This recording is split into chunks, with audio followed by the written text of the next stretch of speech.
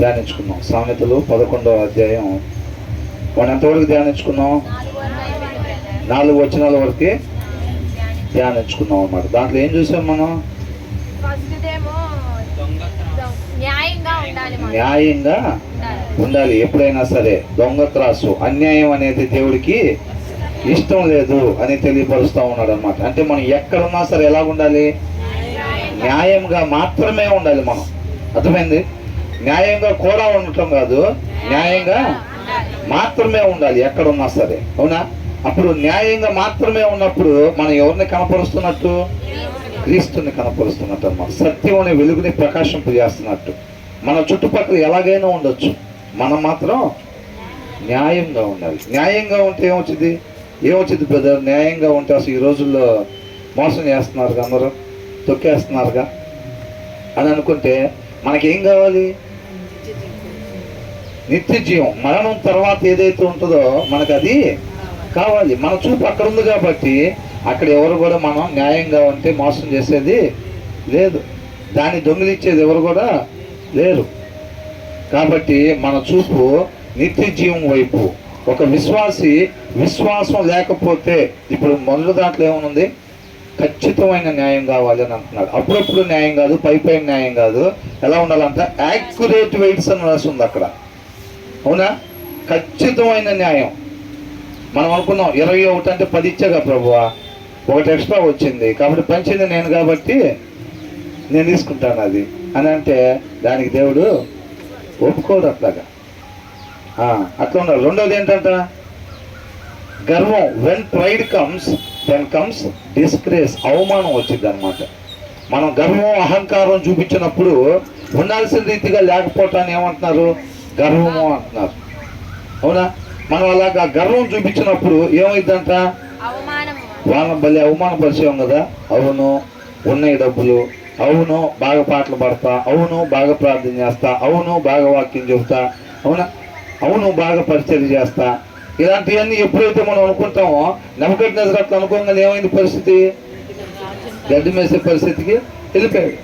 మళ్ళీ తన స్థితి ఏంటో తెలుసుకొని, అవునా, మనిషి స్థితి ఏంటి? ఏం చేయగలుగుతాడు మనిషి? దేవుడు లేకుండా ఏ మంచి చేయలేడు అనమాట మనిషి. అది మనిషి స్థితి. ఆ స్థితిని ఎరిగి ఎప్పుడైతే నెబుకద్నెజరు ఉన్నాడో మరలా ఆ పోగొట్టుకున్న దాన్ని పొందుకున్నాడు. కాబట్టి మనం గర్వం అహంకారం అనేది మనకి పొరపాటును కూడా రాకూడదు. ఎందుకంటే దాని వెనకాల ఏమొచ్చిందంట? అవమానం వచ్చింది. మనం గర్వం చూపించి వాడిని బలి అవమానించాం కదా, బలి అవహేళన చేసాం కదా వాడిని. మనం వాడిని కాదంట చేసింది, ఎవరిని చేసినట్టు? మనం. అవమానం వాళ్ళకు వచ్చిందా? ఎవరైతే గర్వం చూపించారో వాళ్ళకు వచ్చిందంట అవమానం. అవునా? లోకంలో ఎలా ఉంటుంది? ఇది అహంకారం, గర్వం, డబ్బు ఉంది, హోదా ఉందని అనుకుంటే అవతల వాళ్ళని అవమానిస్తూ ఉంటారు, లేని వాళ్ళు. అంతే కదా. కాకపోతే ఆత్మీయంగా ఎలా ఉంటుందంట? రేపు దేవుడు పరిగణలోకి ఎలా తీసుకుంటాడంట? ఎవరైతే గర్వాన్ని చూపిస్తారో వాళ్ళకి అవమానించబడతారు రేపు రోజున. అవునా కదా. తర్వాత ఏమంటున్నాడు? అది మరి దేనివల్ల వచ్చేది? జ్ఞానం. బట్ విత్ హ్యూమిలిటీ, వినయముగా, అంటే తనను తాను తగ్గించుకొని క్రీస్తు వలె సర్వోన్నతుడై ఉండి కూడా తన తోటి వారి పాదాలు కడిగే స్థాయికి తగ్గించుకున్నాడు అనమాట. అది మనకు మాదిరి కనపరిచారు. మనం దానికి ఏమనుకున్నాం? ఆచారాన్ని పట్టుకోకుండా ఈ దినాల్లో అనేక మంది పాస్టర్ గారు వాళ్ళు కూడా ఇంకో పాస్టర్ గారు వాళ్ళని పిలిచి వాళ్ళ కాళ్ళు కడుగుతూ ఉన్నారు. అది ఆచారం. అర్థమైందండి? క్రీస్తు కనపరిచింది అది కాదు మనకి. ఆ తగ్గింపు స్వభావం. నేనేమై ఉన్నానో మీకు తెలుసు, నేను చేస్తున్న పని చూడండి, నన్ను ఎంతగా నేను తగ్గించుకుంటున్నానో మీరు చూడండి అని అంటున్నాడు. మనం కూడా పొరుగు వారి దృష్టిలో అంటే అంతగా తగ్గించుకోవాలంటే మనం ఆయన కాళ్ళు కడగాలని ఆశపడలేదులే, కానీ ఇతరుల కాళ్ళు కడగాలి మనం అని అంటే, మన ఇతరుల కాళ్ళు కడగాలంటే ఒక పాస్టర్ గారు కడగకూడదు, విశ్వాసి కాళ్ళు కడగచ్చు అనమాట అని కాదండి. మన తోటి వారిని మనకన్నా యోగ్యులుగా ఎంచుకోమని బైబిల్ చెప్తా ఉంది. అవునా? యోగ్యులుగా ఎంచుకోవాలన్నమాట.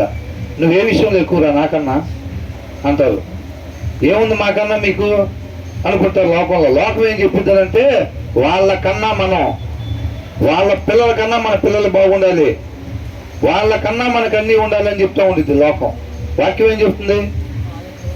నీకేమేమి కావాలనుకుంటున్నావు నిన్ను వల్లే నీ పొరుగు వారిని ప్రేమించుకుంటున్నాడు. ఉండేది ఒకటే అవకాశం, వెతుక్కోవాలి, వేటాడాలి.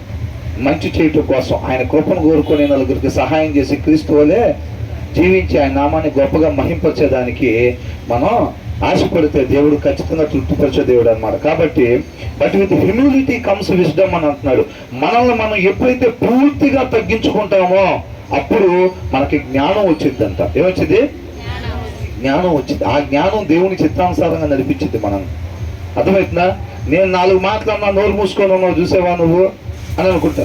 అది భార్య భర్తలు కావచ్చు, లేకపోతే స్నేహితులు కావచ్చు, లేకపోతే ఎవరైనా కావచ్చు. నేను మాట్లాడినట్టు నువ్వు మాట్లాడలేవు. నేను 3-4 మాటలు రఫాడిచ్చేస్తా, నువ్వు నాలాగా మాట్లాడలేవు, నోరు మూసుకొని ఉంటుంది. వివేచన కలిగి ఉన్న వాళ్ళు మౌనంగా ఉంటారని వాక్యంలో రాయబడింది. అర్థమవుతుందండి? మాటకు మాట మాట్లాడటం కాదు. మాటకు మాట మాట్లాడితే ఏమైంది?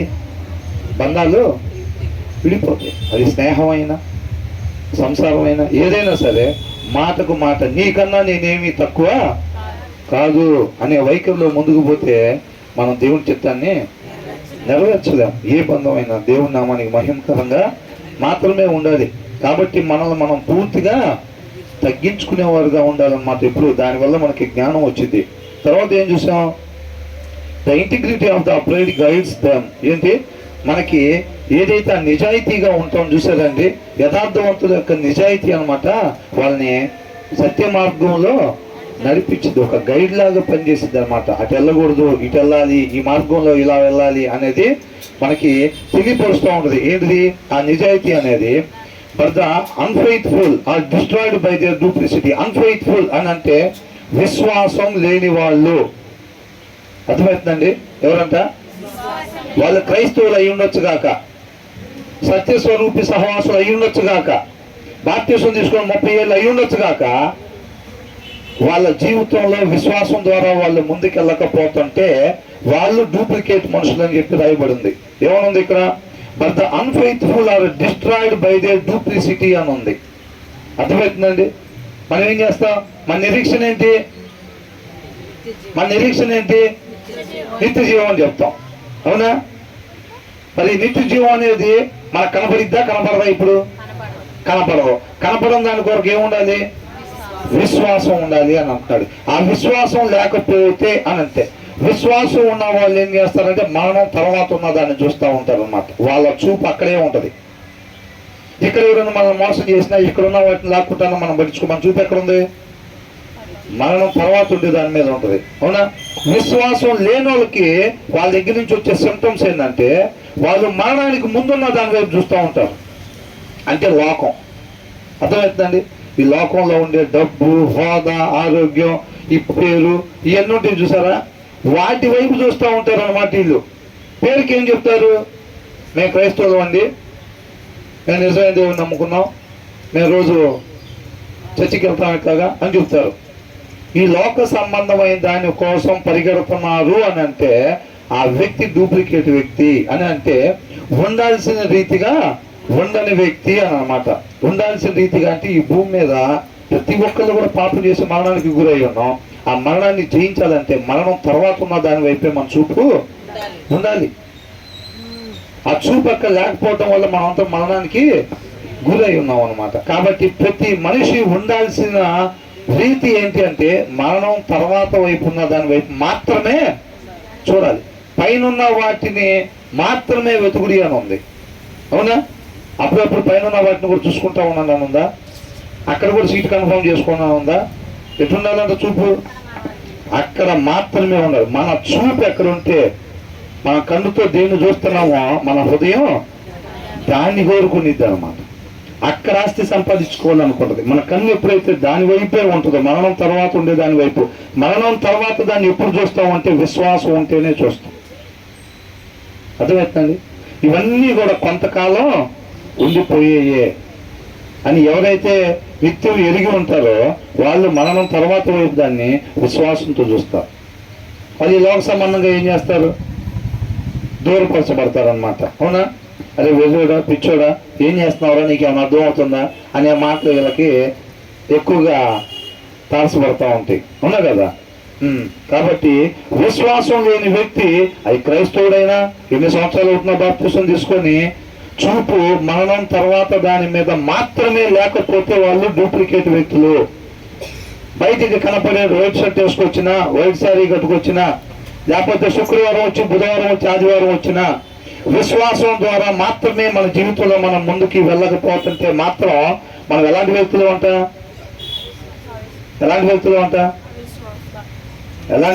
అంట అంటే ముక్కలుగానే వింటానికి అలవాటు పడ్డారు అనమాట.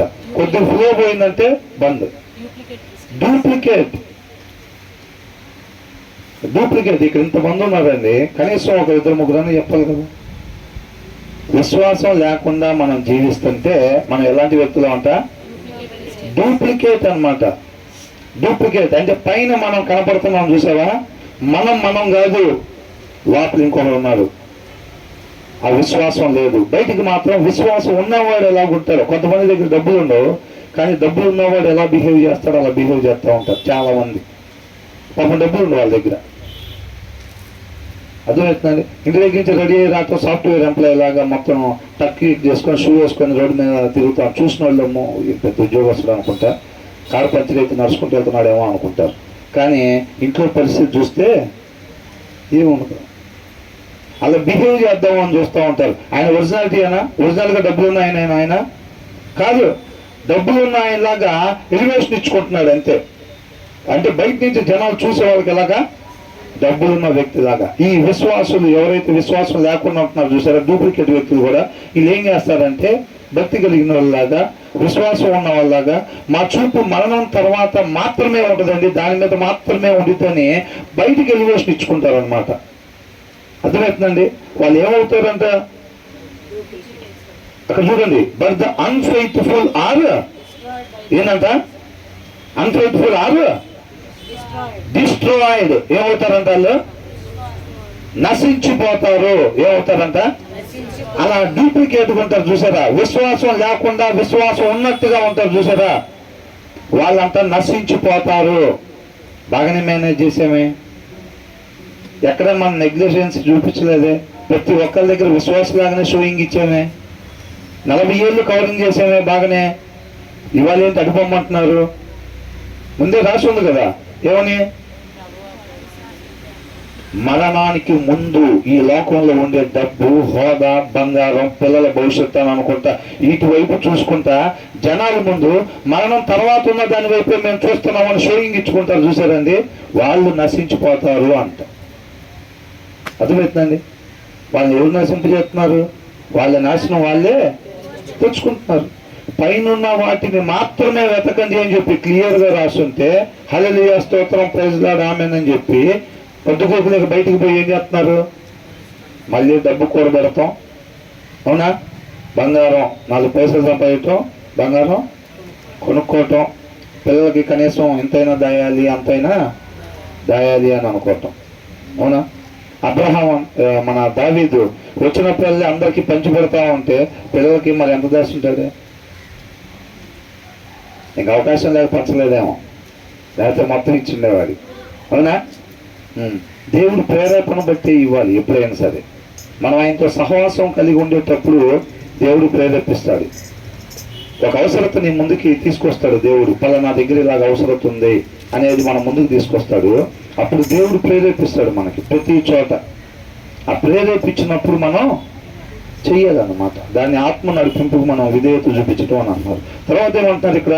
Wealth is worthless in the day of wrath. Wealth, సంపద, ఈ లోకంలో ఉండేది, ఈ లోకంలో పేరు, ఈ లోకంలో జనాలు మెచ్చుకునేది. మనం ఏమనుకున్నాం?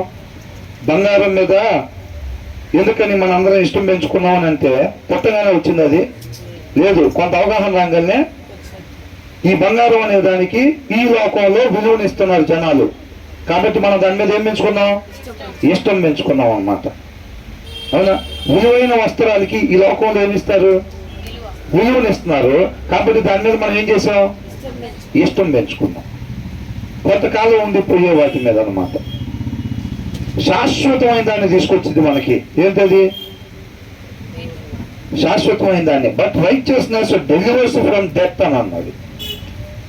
నీతి అంటే ఉండాల్సిన రీతిగా మనం ఉంటే ఏదైతే మనం మరణాన్ని తెచ్చుకున్నామో ఆ మరణాన్ని తీసేసి నిత్య జీవాన్ని మనకి ఇచ్చిద్దంట. డబ్బు ఇచ్చిద్దా? మనకి ఇప్పుడు ఏమవసరం? ఈ భూమి మీద ఉన్న సమస్త మానవాళికి ఏం కావాలి? జీవం కావాలి. మరణానికి గురై ఉన్నాం అందరం. డబ్బు కాదు కావాల్సింది, డబ్బు కాదు కావాల్సింది, పేరు కాదు, హోదా కాదు. మంచి ఆరోగ్యవంతులు చనిపోతే మళ్ళీ పునరుద్ధానంలో తెలుగు లభిస్తారని ఉందా? లేదు. అవునా? ఇవేవి కూడా ఈ లోకంలో కనపడేది, ఈ లోకంలో పేరు మోసింది ఏది కూడా మనకి జీవాన్ని ఇవ్వలేదు. మరి ఏమి ఇచ్చిందంట?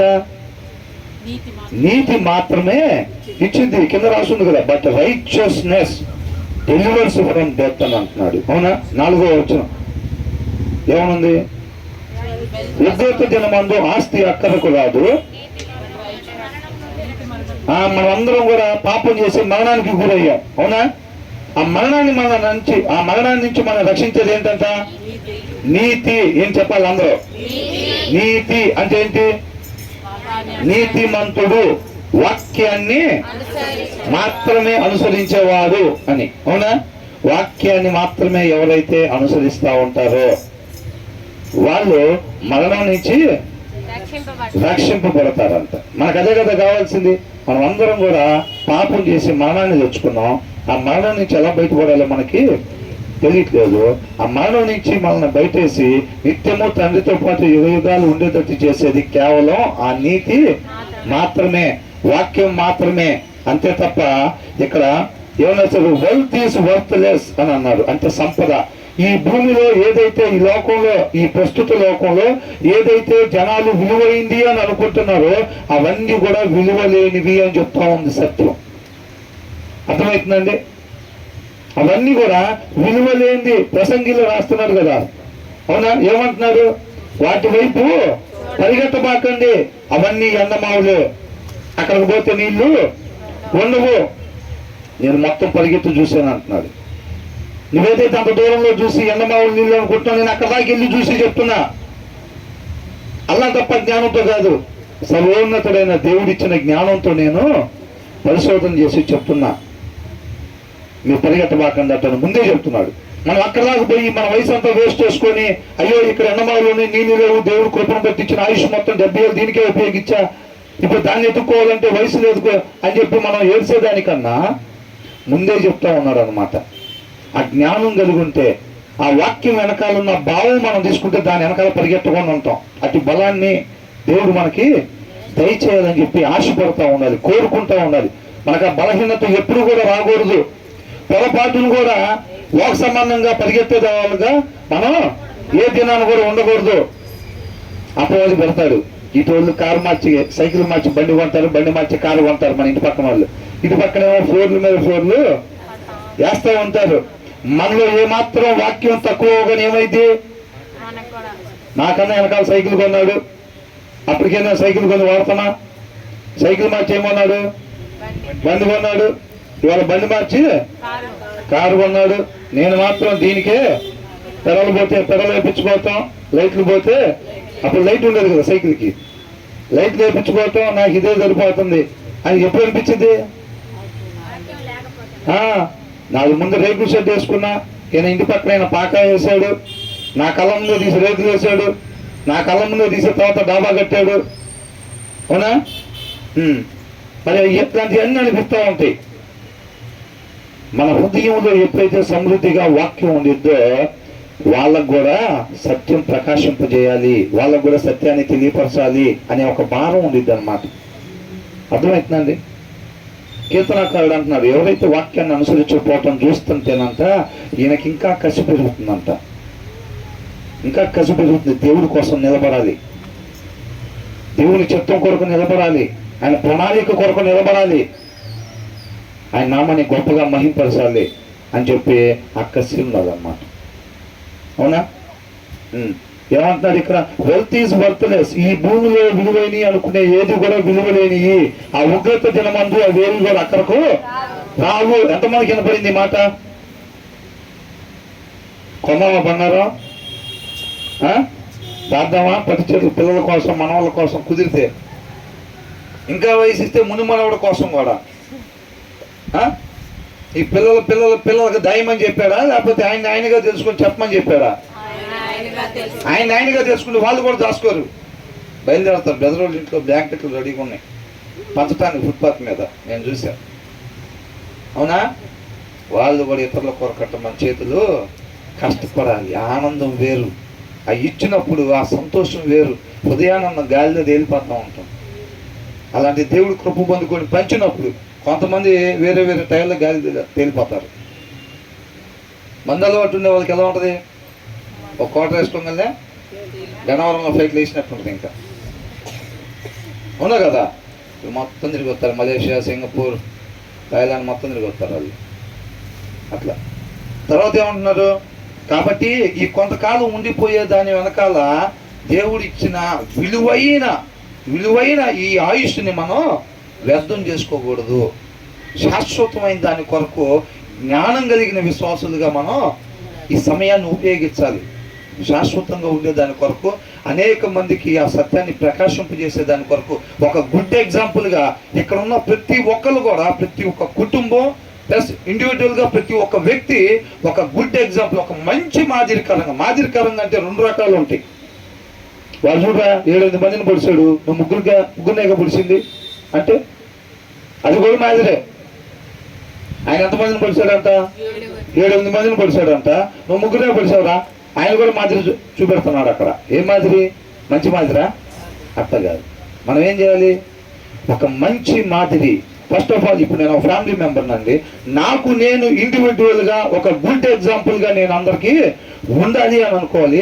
అట్ ద సేమ్ టైం నా ఫ్యామిలీ ఒక గుడ్ ఎగ్జాంపుల్గా అనేక మందికి మాదిరికరంగా, చీకట్లో ప్రకాశమానంగా బలిపిల్ల కనబడిద్దండి.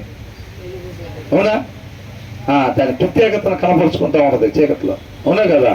అలాగా మన కుటుంబం సత్యాన్ని అలా ప్రకాశిస్తూ ఉండాలి ఎక్కడికక్కడ. అలాగా మన కుటుంబాలు మొత్తం సత్యంలో నాటబడితేనే అది సాధ్యం. అర్థమైందండి? అలా కాకుండా మన డూప్లిసీ మనం చూపించామనుకోండి, అలాగలాగా బిహేవ్ చేస్తే ఏముండదు, మారిపోయిన బలుపు ఎలా ఉంటుంది? బలుపులాగానే ఉంటుంది. ఏముండదు? కాంతి ఉండదు. అవి 100 బల్బులు పెట్టినా ఆ గదిలో కాంతి రాదు. క్రైస్తవులు విశ్వాసం లేకపోతే ఎంతమంది ఉన్న ఆ కాలనీలో చీకటే ఉంటుంది. అక్కడ మనం అలా ఉండకూడదు. దానికోసం మన ప్రయాస. ఎలా వెతకాలంట? హిడెన్ ట్రెజర్ని ఎదిగినట్టు వెతకాలంట. సత్యాన్ని దాచుడు, గుప్త నిధిని వెతికినట్టు వెతకాలి. దానికోసం టైం ఇన్వెస్ట్ చేయాలి. మన పిల్లలు ఏం చేయాలి? సమయాన్ని ఇన్వెస్ట్ చేయాలి దాని మీద. విలువైంది సమయం. ఆ తర్వాత ఏమంటున్నారు? వారి మార్గంను రాబోయే దినాలు నాకు ఎలా ఉంటాయని ఎవరు చెప్తాం? తర్వాత ఆపద వచ్చిద్దో, లేకపోతే సుఖం వచ్చిద్దో, లేకపోతే మనకి ఎలా తెలిసిద్ది? దీని ద్వారా తెలిసిద్ది అంటున్నాడు. ఏమని అంటున్నాడు? The righteousness of the blameless. యథార్థవంతుడు తెలుగులో రాశారులే కానీ బ్లేమ్లెస్, నిందారహితులు. అర్థమవుతుందండి? అబ్రహాం ఏమన్నాడు? శారా చెప్పింది. ఏమని చెప్పింది? నాకు పిల్లలు లేరు, ఇక్కడ తలెత్తుకోలేకపోతున్నా, నువ్వు నా దాసి అయినా ఆగతో పొమ్మనంగా నేనేం చేశాడు? వెళ్ళిపోయాడు. దేవుడు ఫస్ట్ మాట ఏమన్నాడు? నా సన్నిధిలో నువ్వు నిందారహితుడిగా ఉండమని చెప్పాడు. నింద లేనివాడుగా ఉండాలి. నిన్ను అనేక మందికి మాదిరికరంగా ఉంచాలని నేను ఎన్నుకున్నా. విధేయత చూపిస్తే నువ్వు, విధేయత చూపించకపోతే ఇంకొకళ్ళు, నా చిత్తం ఆగదు, నువ్వు నష్టపోతావు, జాగ్రత్త అంటున్నాడు. అవునా కదా? అది అబ్రహాం మళ్ళీ చెప్పించుకోలేదు ఇంకా. అవునా?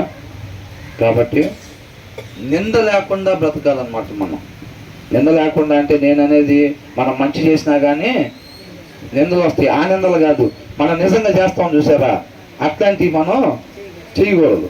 అదని అంటున్నాడు. ద రైచియస్నెస్, వాళ్ళకుండే నీతి ఏదైతే ఉంటుందో, నింద లేకుండా ఉండే వాళ్ళు నీతిగా ఉంటారు చూసారా, అదంట మేక్స్ దేర్ పాత్ స్ట్రైట్. వాళ్ళ రాబోయే దినాలు వాళ్ళకి ఇబ్బందికరం లేకుండా చక్కగా ఉంటాయి అన్నమాట. అంటే ఏమంటున్నాడు? మీ అంతటికి మీరు నా దగ్గరికి రావాలి. అలా కాని పక్షంలో గుర్రాలని, కంచెర గాడిదల్ని తీసుకొచ్చినట్టు నేను తీసుకొస్తాను అని అంటున్నాడు. ప్రేమిస్తున్నాడు కాబట్టి. పిల్లలు చెప్పిన మాట వినపోతుంటే ఏం చేస్తాం? ఎంత లేదని వదిలేస్తామా? కొట్టైనా మంచి మార్గంలో నడిపిస్తామా లేదా? దేవుడు కూడా అంతే. చెప్తున్నాడు చెప్తున్నాడు చెప్తున్నాడు చెప్తున్నాడు వినకలేదు. వినకపోతే ఏం చేస్తాడు? కంచెర గాడి తెచ్చినట్టు జనరల్ వాడికి పంపిస్తాడు. అక్కడ కూడా వినకపోతే ఐసీయూకైనా తీసుకెళ్తాడు, బాగు చేసుకుంటాడు. శాశ్వతంగా నశించిపోకుండా కొంతకాలం ఇబ్బంది పడినా సరే ఏం చేస్తాడు? ఆ మనసుకు ఆపరేషన్ చేసుకొని చక్కగా నిత్య జీవానికి తీసుకెళ్తాడు. తల్లిదండ్రులు అట్లా ఉంటారు, అవునా కదా? కుమారుడికి వాతలు దాల్తాయి, కొట్టినప్పుడు వాతలు దాల్తాయి, వాడికి నొప్పి వచ్చింది, ఒక వారం రోజులు ఉంటాయి, ఆ వాతలు తగ్గుతాయి. ఆపరేషన్ అది. వాళ్ళ నడవడికి సరైన మార్గంలో పెట్టుకోవడానికి అది ట్రీట్మెంట్ అన్నమాట. అది ఇంజక్షన్ చేస్తారు చూసారా? ఆ ఇంజక్షన్ లాంటి స్పిరిచువల్ లైఫ్కి, ఒక క్రమశిక్షణకి, డిసిప్లిన్కి ఒక టాబ్లెట్ ఇంజక్షన్ వేసినట్టు మనం, అది అవసరం. జ్వరం వచ్చినప్పుడు వేసుకోకపోతే పారాసిటమాల్ మరి అంతే కదా. ఇప్పుడు ఆ ప్లేస్లో ఆ బెల్ట్ దెబ్బలు అనే ఇంజక్షన్ పడలేదు అనుకోండి, ఏమైతే అది కొనసాగించుకుంటాం ముందుకి, అంతేనా కదా. పెన్సిల్ దొంగతనం చేసినప్పుడే సరి చేయకపోతే తర్వాత ఏమైతే బ్యాంకులు దాకా పోయింది. అది బ్యాంకులు దాకా పోయింది. పిల్లడి మీద చెయ్యత్తారు, మనసు ఒప్పట్లేదండి, పెన్సిల్ దొంగతనం చేశాడు, కరెక్టే, తప్పే వాడు చేసింది, చేతులు రావట్లేదండి కొడతానికి అంటే వాడు రేపు 2 చేతులకి వేస్తారు. ఏంటంట? 2 చేతులకి వేస్తారు. వాడిని చూసుకోవటానికి కూడా ఉన్నారు. ఇంకా చేతులు రాకపోతే రేపు జరిగేది అదే. అర్థమైందా? కాబట్టి పిల్లల కోసం మనం చేయాల్సిన ప్రార్థన, వాళ్ళకి ఇవ్వాల్సిన క్రమశిక్షణలో పెట్టాల్సిన తీరులో మనం పెట్టాలి. వాళ్ళని కొట్టడానికి కూడా, నాకైతే మొన్న మా పాపకు మార్క్స్ తక్కువ వచ్చినాయి. తక్కువ వస్తే ఒక రకంగా పడింది, కోటింగ్. నాకు వెళ్ళేటప్పుడు ఎంత సంతోషంగా వెళ్ళానో అసలు వర్క్కి, ఎంత సంతోషంగా వెళ్ళానో అసలు. దేవాయితీ కృపను దయచేసేవని అనుకున్నాను నేను నిజంగా. అసలు ఉన్నా కదండి, ఆ బలం కావాలా లేదా? ఆ బలం కావాలి. వీడికి పెండింగ్ ఉంది, వాడికి కూడా చెప్పేవాడికి, నీ పెండింగ్ బ్యాంకులో ఉన్నట్టే ఆ టైం బట్టి నీకు విత్డ్రా చేస్తారని చెప్పా. దేవుడు మరలా ఆ సమయాన్ని కూడా ఇవ్వాలి, ఆ బలాన్ని కూడా ఇవ్వాలని కోరుకుంటా ఉన్నా తగిన సమయంలో, అంతేనా కదా. కాబట్టి మనం చక్కగా క్రమశిక్షణలో ఉంచాలి పిల్లల్ని. నింద లేకుండా వాళ్ళ నిజాయితీకి ఎవరైతే ఉంటారో వాళ్ళకి అవసరం లేదు ఈ అడ్డుకట్లు, హెడల్స్ ఉంటాయి చూసారా? హెడల్స్ అవసరం లేదు వాళ్ళకి. అంటే వాళ్ళకి జనరల్ వార్డులు, ఐసీయూలు అవసరంలా. వాళ్ళ మార్గం అంత చక్కగా ఉంటుందంట. ఎందుకు? వాళ్ళు ఎలాగెళ్తున్నారు? నీతిగా వెళ్తున్నారు. న్యాయాధిపతుల్లో వాళ్ళు ఎందుకు శత్రువుల దగ్గరికి పంపించేవాళ్ళు? ఉండాల్సిన రీతిగా ఉండపోవటం వల్ల వీళ్ళు అక్కడ పంపించేవాళ్ళు. వీళ్ళు ఉండాల్సిన రీతిగా ఉన్నన్ని రోజులు ఇక హెడల్స్ అవసరమా? పట్ల దేవుడు అదే అంటున్నాడు. ఏమంటున్నాడు? The righteousness of the blameless makes their path straight అని అంటున్నాడు. అర్థమవుతుందా? మనం అట్లా వెళ్ళినంతకాలం మనకేం ప్రాబ్లం ఉండదు. అట్లా కూడా 2 రకాలు ఉంటాయి. మనం నీతిగా ఉంటే మనకు ఆపదలు అనేకం, అయినా సరే మనం ఏమీ చేయమన్నమాట. ఈ దగ్గరకు తీసుకొచ్చుకునే ఆపదలు కూడా ఉంటాయి కొన్ని.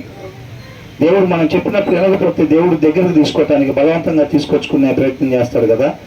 అట్లాంటి సమస్యలు కూడా మనకు వస్తాయి.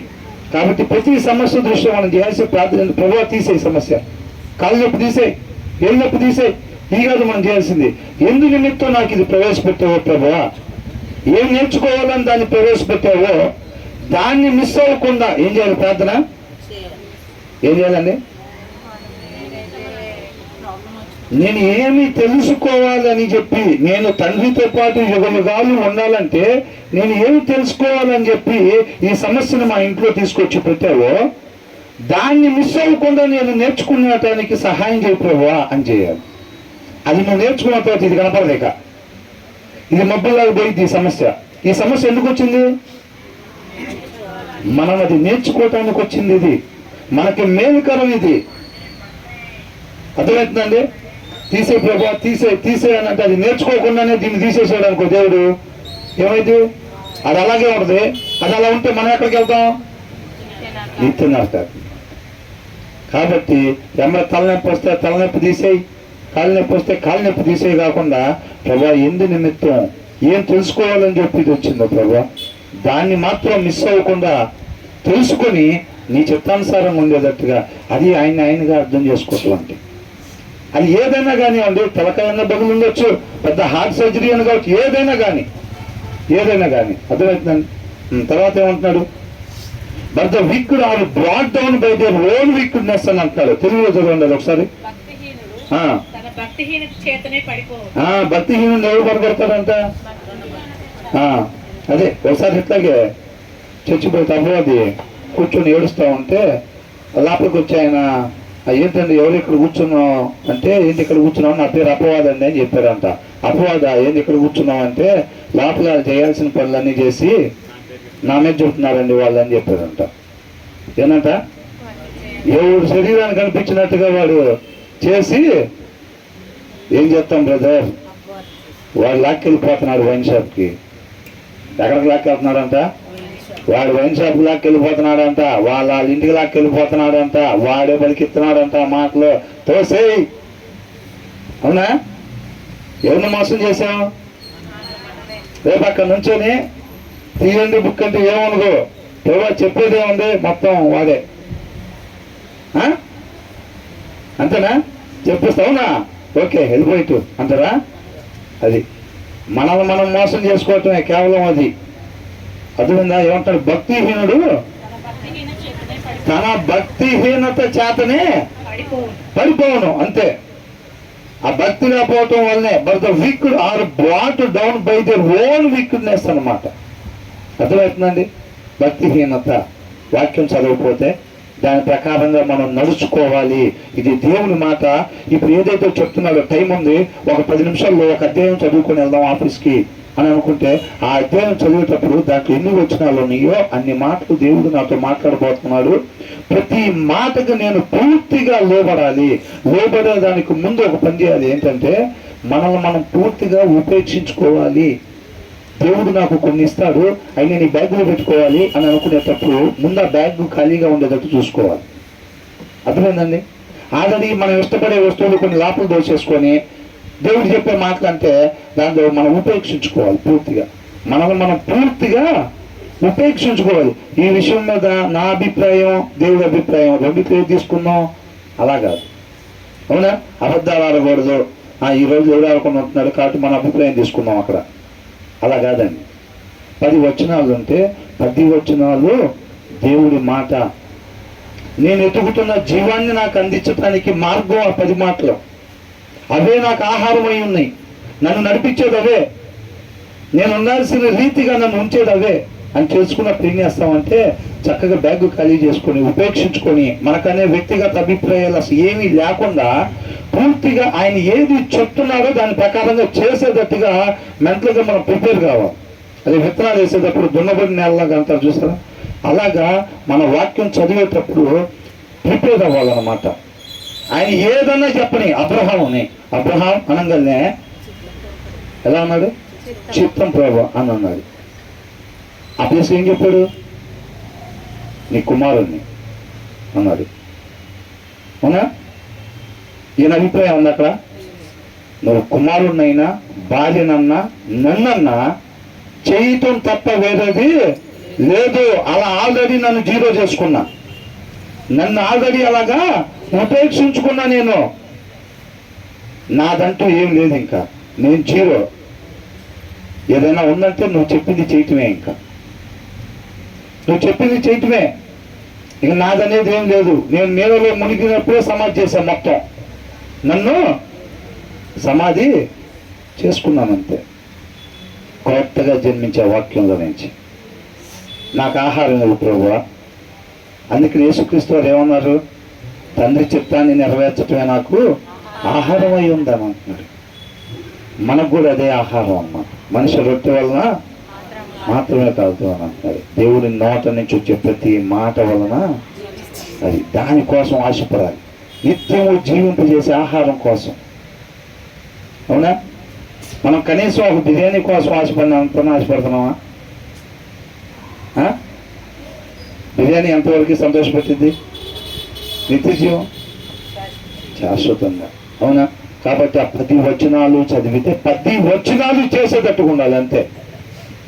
ప్రభు ఈ 2 అయితే చేయలేను ప్రభువా అనేవారు ఉండకూడదు. ఒక్కటే ఇస్కరియోతు ఉంచుకున్నాడు, ఆ ఒక్కటే నాశనం చేసింది.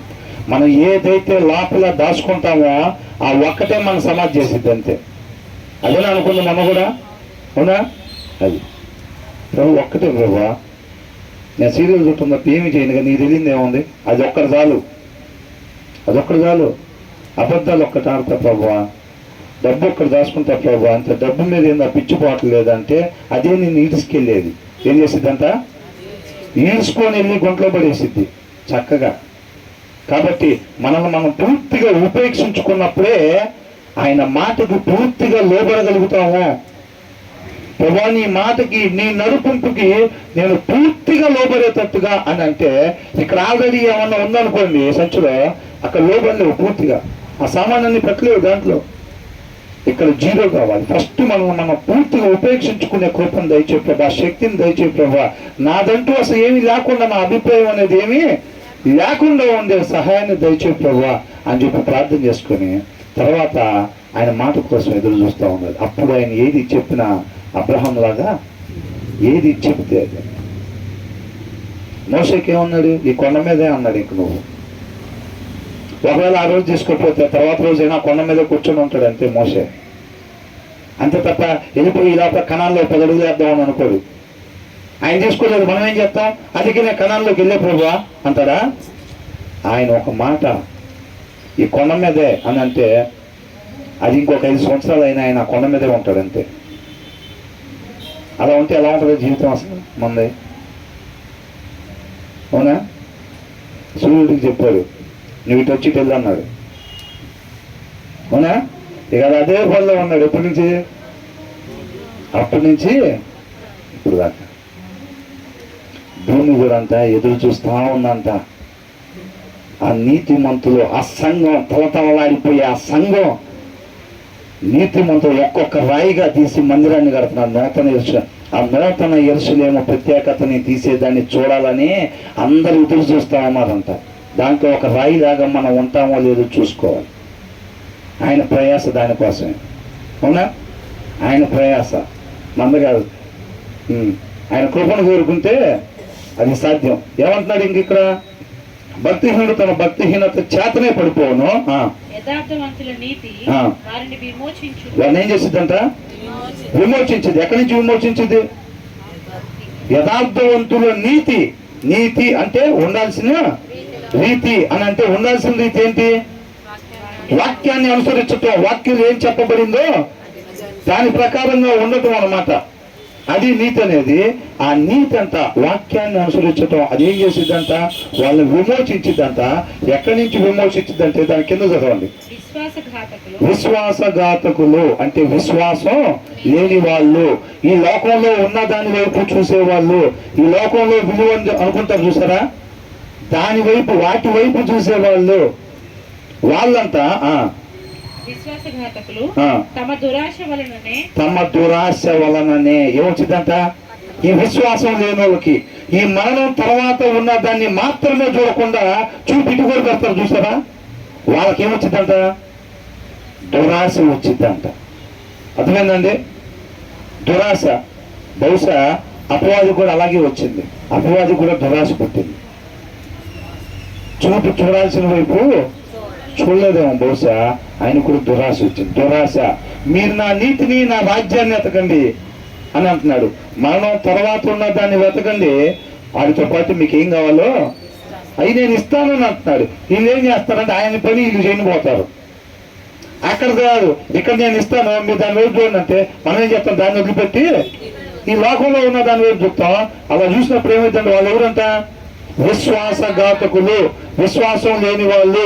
ఈ లోకంలో కనిపించే దాని వైపు మనం చూడటానికి విశ్వాసం అవసరం లేదు. కనిపించని దానికోసం చూడటానికే విశ్వాసం కావాలన్నమాట, అవునా? వీళ్ళు విశ్వాసఘాతకులు అని అంటే వీళ్ళు పైన వాటిని చూడని వాళ్ళు. ఈ కనిపించే లోకంలో ఏదైతే పేరు కలిగినవి ఉంటాయి కదా, వాటి వైపు వీళ్ళు చూసేవాళ్ళు అని వాళ్ళకి ఏమైందంట? దురాశ వచ్చింది అనమాట. మనం దురాశ చేత మరులు కొల్పబడి ఏడవబడతామంట పాపం చేసేటప్పుడు. అర్థమవుతుందండి? కాబట్టి ఎప్పుడైతే విశ్వాసం ఉండదో ఆటోమేటిక్ ఏమొచ్చింది?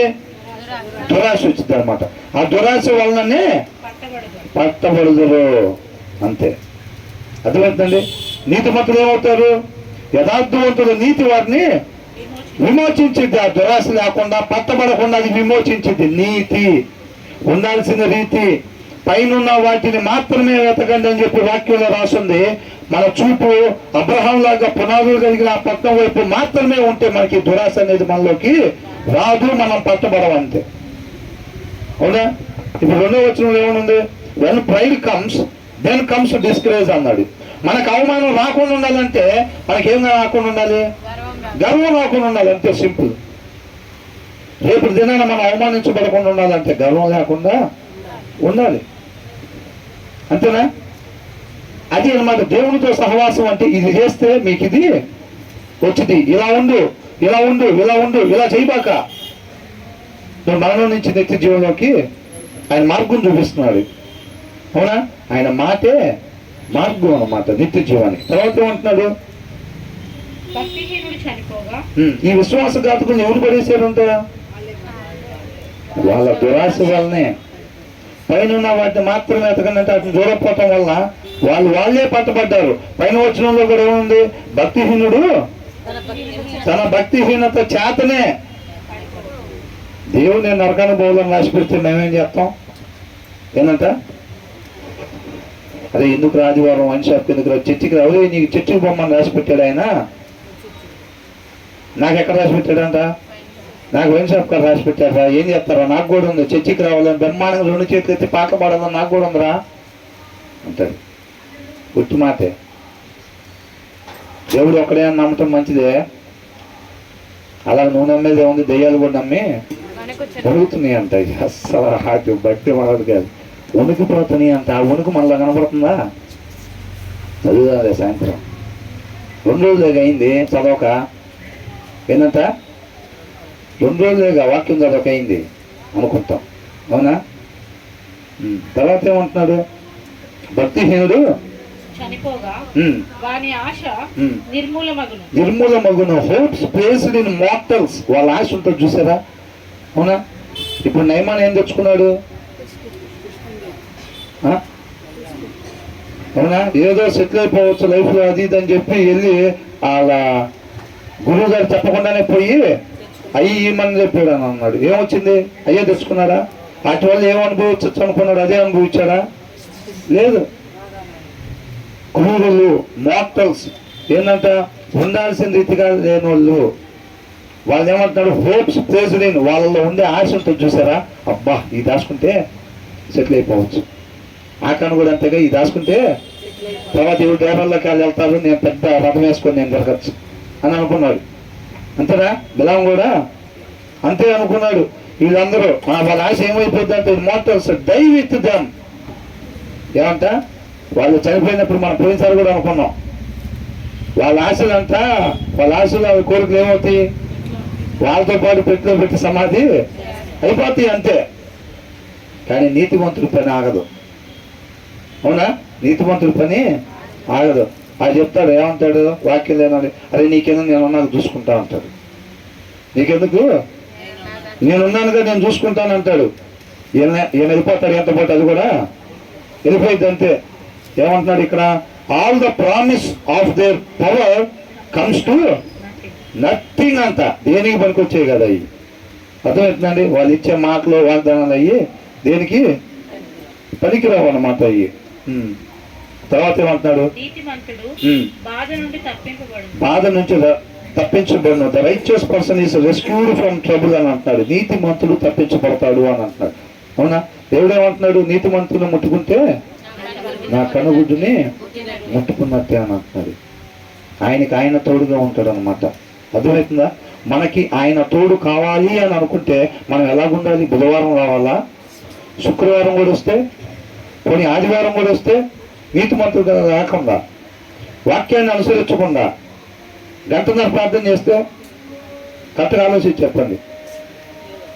వాక్యంలో చెప్పబడిన దాని ప్రకారం ఉండకుండా 1.5 గంట ప్రార్థన చేస్తాం అనుకోండి, పొద్దున 3ంటికి తీసి ప్రార్థన చేస్తాం. 4 రోజులు ప్రార్థనకి వెళ్ళినా కానీ నీతిమంతులు లాగా లేకపోతే ఆయన మనకు తోడుగా ఉండడు. అది ఓల్డ్ టెస్టిమెంట్ బ్రదర్. దేవా నువ్వు మాతో పాటు వస్తేనే మేము ముందుకెళ్తామంటే మీరు నేను చెప్పినట్టుగా నడవలేదు. నేను మీతో పాటు వస్తే మిమ్మల్ని దారిలోనే సంహరిస్తాను. సత్యం నేను, సత్యంగా ఉండేవాడితో ఉంటాను. మీరు నా సొత్తు అయ్యుండొచ్చు కాక, మీరు సత్యంగా లేకపోతే నా తీర్పులో తేడా ఉండదు. నా తీర్పులో తేడా ఉండదు. నా చేతులతో తయారు చేసుకున్నా రేపు మీకు తీర్పు నెగిటివ్గా అంటే నరకంలోకి వేయాల్సి వస్తే బాధపడతానేమో, కానీ ఖచ్చితమైన తీర్పు ఉంటుంది. అంతే, ఖచ్చితంగా ఉండేది. ఆయన అన్యాయస్తుడా? చాలాసార్లు జనం అంటున్నారు. ఏమంటారు వాళ్ళు? నువ్వు అన్యాయస్తుడు అంటారు. వీళ్ళు తప్పుడు పనులన్నీ చేసుకుంటా, తప్పుడు మాటలు మాట్లాడుకుంటా, ఉండాల్సిన రీతిలో వీళ్ళు ఉండకుండా ఏమంటారు? నువ్వు అన్యాయస్తుడివి, మమ్మల్ని సెలెక్ట్ చేసుకున్నావుగా, సెలెక్ట్ చేసుకొని మాకు ఇవన్నీ తీసుకొచ్చావు, అవి తీసుకొచ్చావు, అవి వచ్చింది మీకు నా వల్ల కాదు అంటున్నాడు. దేవుడు పాపం వివరణ ఇచ్చుకునేవాడు చక్కగా. అవునా? ఏం చేస్తాం మనం? జ్ఞానం అంత ఉంటుంది. 139వ కీర్తనలో ఉంది కదా, ఆయన జ్ఞానం అన్నంతం మన జ్ఞానం. కాబట్టి ఇంతే ఉండాలి ఆయన దగ్గర మాటలు. అవునా? అబ్రహాం అంటే ప్రభు అనేవాడు, మనమైతే డిమార్ట్ లిస్టే. ప్రభు వచ్చావా? ఎప్పటి నుంచో చూస్తున్నా మొత్తం ఇది, అబ్బాయికి ఉద్యోగం, అమ్మాయి పెళ్ళి, నాకు ఆరోగ్యం, మా చుట్టాలకు అది. ఉన్నా కదా, అట్లా మాట్లాడుతూ ఉంటాం మనం. ఇదేంటంటే నీతిగా ఉంటేనంట ఈజ్ రెస్క్యూడ్ ఫ్రమ్ ట్రబుల్ అంట, ఆపద నుంచి ఆయన కాపాడతాడు. అక్కడ ఇంకోటి ఉంది చూడండి, and it falls on the wicked instead అని ఉంది. అంటే వాళ్ళకి రావాల్సిన ఆపదను చూస్తారండి, వాళ్ళు నీతిగా ఉండటం వల్ల దాన్ని తప్పించుకుంటారు, రక్షింపబడతారు. ఆ ఆపద అంట ఎవరైతే నీతిగా లేకుండా ఉంటారు చూసారా, అది వచ్చి వారి మీద పడిద్ది అంట. ఎవరి మీద పడిద్ది? నీతిగా లేకుండా ఉంటారు చూసారా భక్తిహీనులు, అది వచ్చి వాళ్ళ మీద పడిద్ది అనమాట. ఎందుకు ఆవిడ మీద పడింది? నీతిగా లేడు కాబట్టి. అర్థమవుతుందండి? నీతిగా లేరు కాబట్టి వాళ్ళ మీద పడిద్ది అనమాట. మన మీద అట్లాంటి పడకుండా ఉండాలంటే మనం ఎలా ఉండాలి? నీతి కలిగి ఉండాలి. తర్వాత ఏమంటున్నాడు?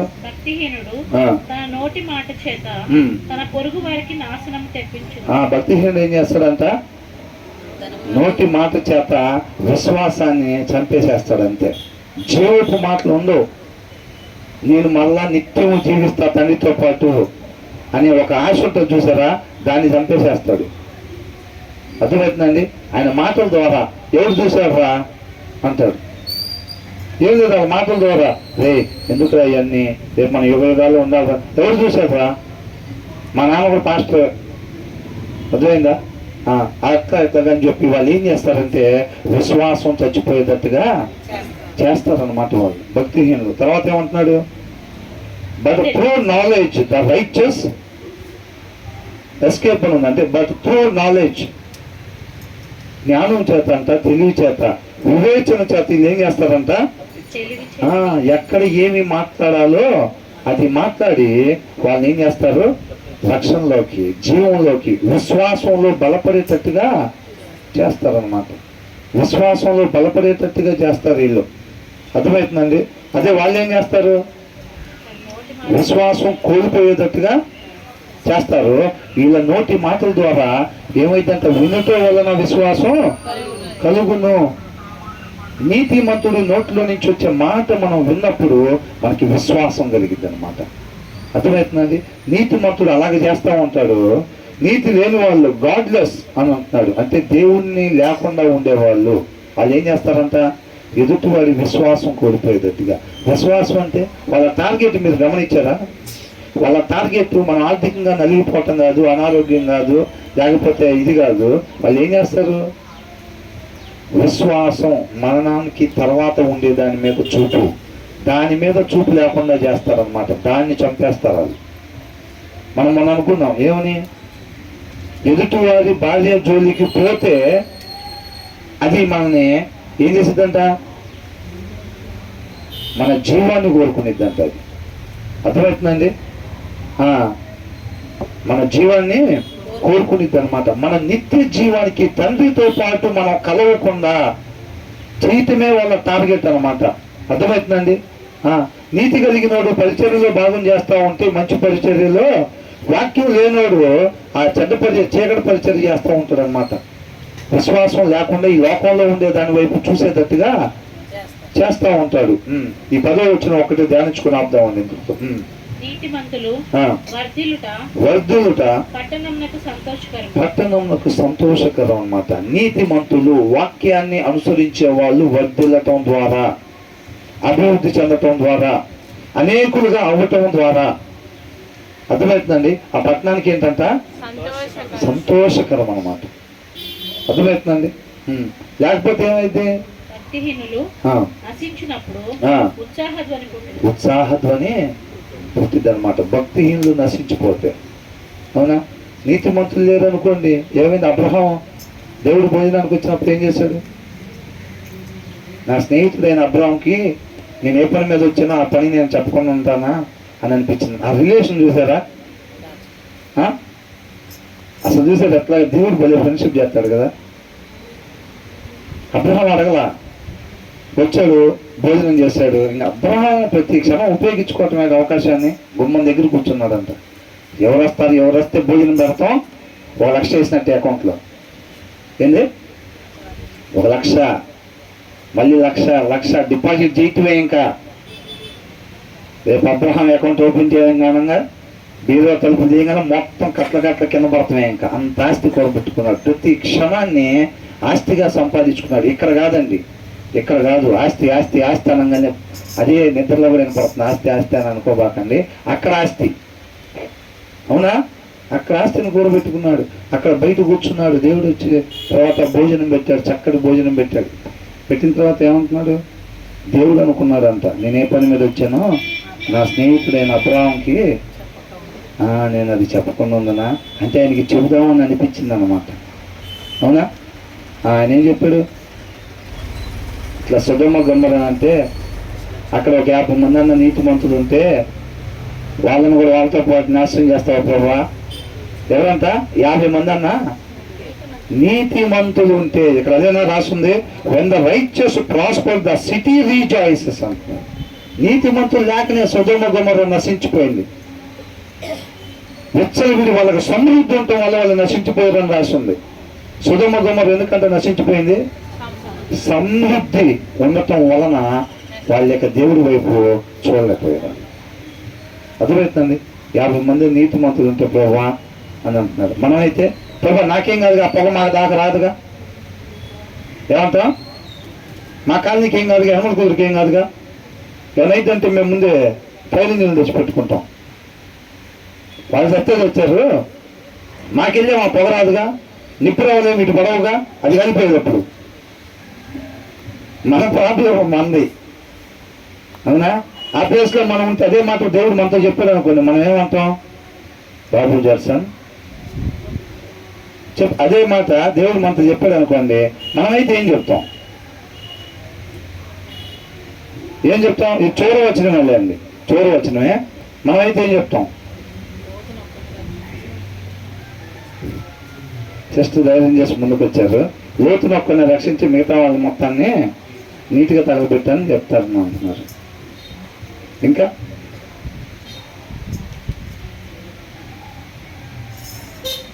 నీతిమంతులు, అర్హత కలిగిన వాళ్ళు ఏ ఒక్కళ్ళు కూడా నశించిపోకూడదనే భావం అబ్రహాంలో ఉంది. ఆయన భావం అంతా కూడా ఎవరి మీద? నీతిమంతులు. ప్రభు అక్కడ ఎవరైనా నీతిమంతులు ఉన్నారేమో వాళ్ళని కూడా ఇట్లా చేస్తావా అని అడుగుతున్నాడు. దేవుడు అట్లా చేశాడా? ఆ నీతిమంతులు ఏం చేశాడు?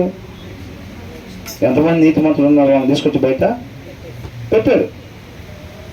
అవునా కదా? లోతు భార్య కూడా బహుశా అప్పటిదాకా అలాగే ఉండి ఉంటుంది. లోతు నీతిమంతుడుగా ఉన్నాడని బైబిల్లో కూడా రాస్తుంది.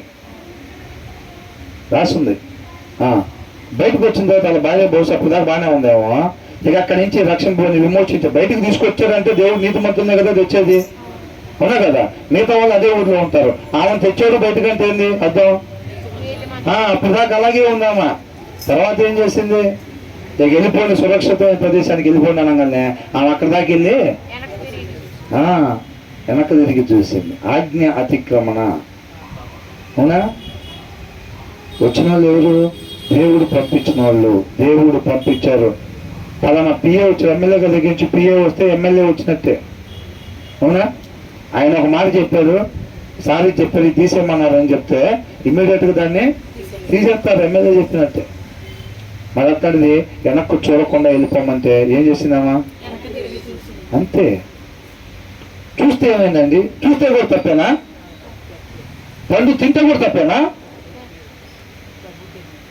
ఆజ్ఞ అతిక్రమణ, అది ఎంత పాపం అంటే, ఆయన సర్వోన్నతుడు, సృష్టికర్త, మనం కేవలం సృష్టి. ఆయన మాటే మన జీవిత విధానం కావాలంతే. ఆయన వద్దంటే అది మనకు కూడా వద్దు అంతే. కాబట్టి అనేక మందిని మన ముందు మాదిరిగా పెట్టాడు ఆయన. కాబట్టి ఆయనగా తెలుసుకోవటం, ఊరకనే జపం చేసినట్టు ఏసయ్యా ఏసయ్యా ఏసయ్యా ఏసయ్యా అంటే ఆయనతో నడిచినట్టు కాదు. ఆయనతో నడవటం అంటే ఇది. పైన ఏదైతే చెబుతున్నాడో అలా ఉంటే కింద ఉన్నది మనకు రాకుండా ఉండిద్ది. అంటే ఆపద కింద రాస్తున్నాడు కదా, పైన ఏం చేస్తున్నాడు? నీతిమంతుడి గురించి రాస్తున్నాడు, కింద భక్తిహీనుడి గురించి రాస్తున్నాడు. కాబట్టి అలాంటివి మనకు రాకుండా ఉండాలని, అది దేవునితో పాటు నడవటం. తండ్రి చెప్పినట్టుగా కుమారులుగా కుమార్తెలుగా మనం చక్కగా వింటా ఉంటే మనకి ఏ ఆపద రాదు. ఆయన వద్దన్న దారిలో పోయామనుకోండి, ఏమైంది? మార్గం తెలిసినోడు ఆయన, మరణం నుంచి నిత్య జీవానికి వెళ్ళినోడు ఆయన, మార్గం తెలిసినోడు ఆయన. ఆయన చెప్పిన దగ్గర కాలు పెట్టుకుంటూ వెళ్తే మనకి ప్రాబ్లం ఏమీ లేదు. ఆయన వద్దన్న దగ్గర కాలు పెడితే ఏమైంది? మొత్తం లోకం వైపు చూసి పేదలు మునిగిపోయేటట్టుగా మనం కూడా మునిగిపోతాం అంతే. వాక్యంలో వద్దు అన్నది చేసినప్పుడు ఇక మనం నిత్య జీవం వైపు మనం నడవలేం. అంతేనా? మొదలు చేసిన తప్పు కూడా అదే, మరలా అలాంటి తప్పు నీకు ఎప్పుడు కూడా మనం చేయకూడదు. కాబట్టి మనం సామెతలో ఇప్పుడు ఇంతటితో ఆపుదాము, మిగతాది కంటిన్యూషను ఈసారి చేద్దాం. కాబట్టి ఈ విన్న వాక్యం చక్కగా మంచి నేలను పడిన విత్తనాలలాగా మన జీవితాల్లో ఫలించి సత్యంతో ప్రకాశమానంగా మనం వెలగాలి, అనేక మందికి ఆ వెలుగుని ప్రకాశింపజేయాలని చెప్పి కోరుకుంటాము. దేవుడికి మహిమ కలుగును గాక.